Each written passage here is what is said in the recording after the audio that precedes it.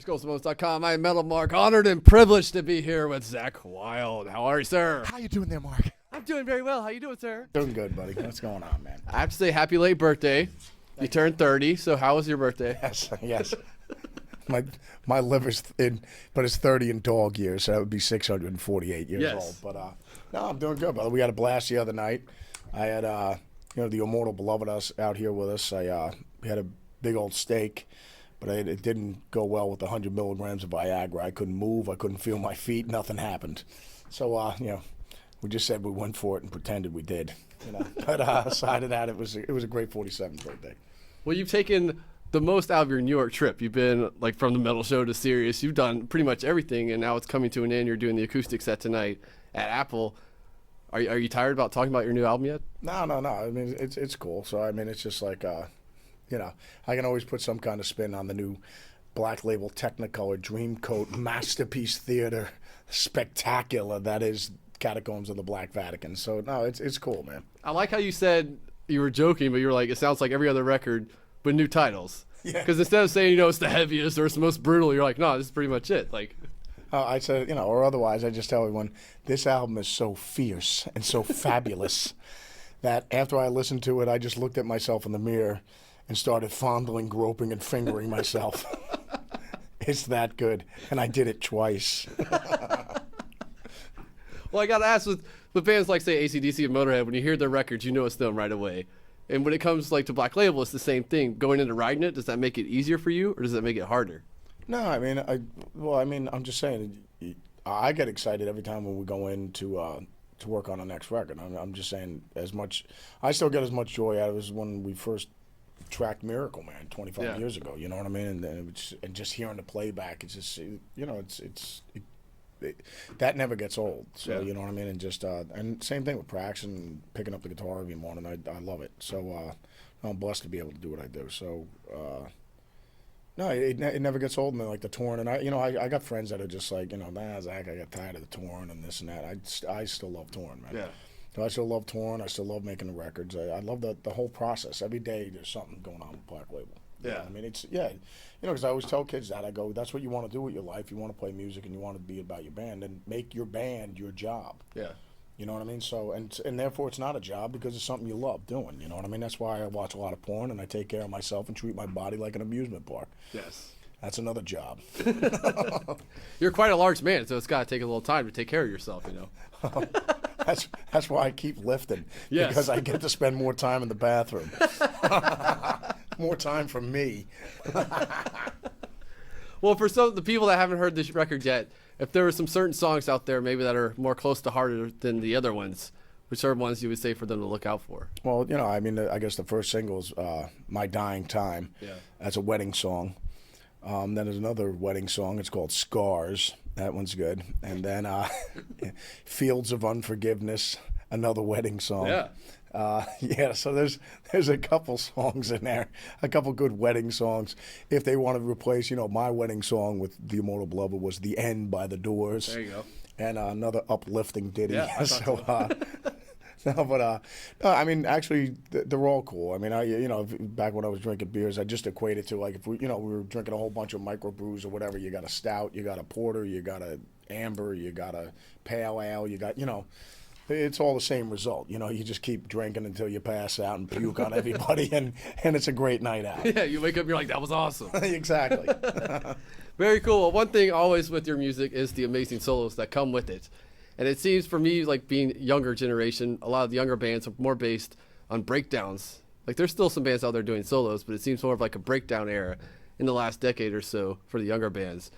What is it, because I'm obviously a bigger solo fan as well, what is it to you that always made the solo such a big deal for you? Well, I mean, obviously I'm weaned on, between Jimi Hendrix, Jimmy Page, then you have Eric Clapton, you have Jeff Beck, I'm that massive explosion of guitar heroes. Yeah. And then along came King Edward and Randy and, St. Rhodes, then Yngwie, and then, the 80s was great for guitar, you know what I mean? I'm just saying between Vivian Campbell, Steve Vai, Warren DeMartini, I mean, it just all phenomenal, unique guitar players. Yeah. They all had their own voices, so I was definitely awesome. And, Al Di Meola, John McLaughlin, Paco de Lucia, John Williams, amazing classical guitar player, and I mean, there's just amazing guitar players. So I mean, it's just and they're all inspiring, man. Yeah. Frank Marino, I'm a big Frank Marino guy, and Robin Trower and everything like that. So I mean, to me, the soul, I just love hearing them. You know what I mean? Yeah. It's just like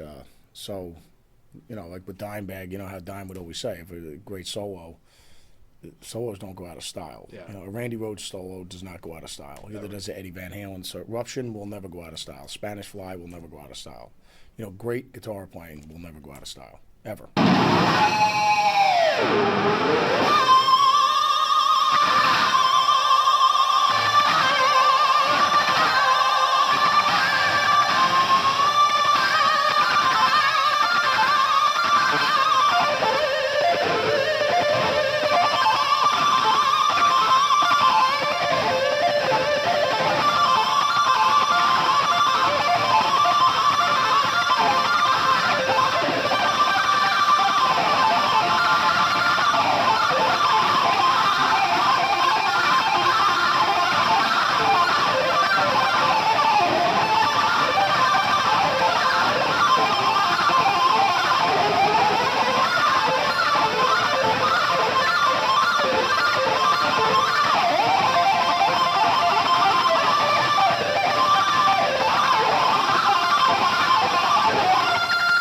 So you have a new member of the band.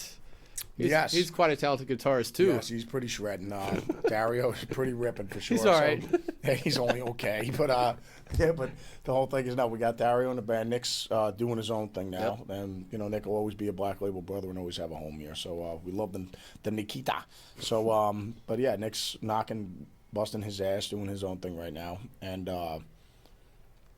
so obviously we had to get another, get a guitar player in there because the Evil Twin's doing his own thing now. So we, Blasco knew who Dario was. So it was just like I saw him on YouTube playing a bunch of things. I was like, dude, he's phenomenal. So we had Dario come out to the Black Vaticans because obviously you got to meet him and just see, you get along. So Dario came out. Me and Blasco had him do a Chippendales routine. And, I asked him afterwards, I said, is that a spray-on tan or is that real tan? And he said, no, this is all me, man. It's a real tan. And I said, That's impressive. I just looked at Blasco. I said, obviously he's committed to the project. At that point, I said, that's when we knew he was our guy. That's how you get into BLS. You got to do a Chippendales routine. Yeah, exactly. You got to make that sacrifice. You know what I mean? It's for the art. It's about the art, man. Well, obviously, he wasn't a part of the record, correct? No. Yeah, so he will be on the road. Yes. Which people are already, since the new album out, people already want new tour dates. Is there anything you can say at this moment? Well, no, right now, obviously, me and Dario are going to be doing this book tour. Yeah. So that's going to be cool, rolling with our Canadian Black Label family. And then after that, I'm doing the Experience Hendrix tour, which I'm looking forward to. A bunch of monster players on that one. So you got... Eric Johnson's on it, Eric Gales, Kenny Wayne Shepherd. I mean, all these guys are amazing guitar players. So that's going to be a lot of fun watching the guys tear it up every night and getting a chance to jam. So, and then we go out and do, over in Europe, we're doing the All-Stars metal. So that ought to be good. And there's a bunch of my buddies are on that thing. So that's going to be fun, just hanging with the guys and rolling with them and getting up and jamming every night. And then we'll get ready to fire up the Black Label Armada. Nice. And, and... search the planet for the finest rouge, lip gloss, and eyeliner that man can possibly wear. Not women, man. Not women, man. Yes. Make that clear. I need a lip gloss that'll stick on and get through the beard. You know what I mean? That would be an amazing lip gloss. and it'll be a fine product. That's the next thing that BLS is coming out with, is their own lip gloss. Oh, why? For men. For men. If women wear it, you're done. Let's get that sorted out first. Well, you talked about the All-Star Tour, and obviously there's the heavyweights and the quote-unquote gods of heavy metal, which you are a part of. Does it still kind of weird you out when people call you like a guitar god and stuff like that? Well, it just goes to prove you what payola can achieve, and hookers and strippers and ice sculptures, you know what I mean? Never count it out, kids. The greatest answer I've ever heard. Hey, this definitely helps, and so does a lot of this. That's not me. You're a great role model, man. Just being honest. Well, for the kids out there, people ask, what should you do to be big? Like, best piece of advice. But I want to know what not to do. No, I think definitely what not to do is just follow trends. I mean, just play the music you love, and whether you're listening to, when Bon Jovi came out, Bon Jovi's just being Bon Jovi. They don't care what's going on, and it happened. And then Guns N' Roses were just being Guns N' Roses. They weren't going, let's do what Bon Jovi's doing, because that's very popular right now. And they're like, no, but we're Guns N' Roses. We're going to do what we do, and that's play some music along with shooting heroin, banging strippers, hookers, and drinking more booze than Jack Daniels can possibly manufacture. So, hey, they have commitments as well. There you go. So, and then obviously with the whole grunge thing between, Soundgarden and Jerry with the Alice guys and Nirvana and Pearl Jam, they're like, well, we're doing this. It was, so I'm just saying, when the hair metal thing was going on, there's already a movement going on long before it becomes popular. And the Green Day guys were being Green Day when the grunge thing was at its height. But now nobody knows what they are. Why don't you do the grunge thing? They're like, no, we dig the punk thing, man. Yeah. So they were doing that for years before it ever happened. I'm just saying, so, you just got to just play the music you love, man, because it's really that much easier just for you just doing what you do, what comes natural. That's why a lot of times, I just drink a lot of coffee now and fist my prostate because it's just natural and I enjoy it. Valhalla Java, and a good fisting. And a good fisting. Yeah, and that'll really wake you up in the morning. I don't know what better way to end this. And it'll keep you from sitting down because you gotta be up and active. That's why you always play standing up on stage. That's why I'm always playing standing up, and I'm standing up cleaning the dog run. I'm standing up lifting weights. I'm standing up doing dishes. Standing up, vacuuming. Amazing, Zakk. Thank you very much, my friend. Again, man. Catacombs of Black Vatican's coming out in April. Buy and support the Almighty Black Label Society. Viagra having, and the adult diapers, And the lip gloss for men. yes, for men.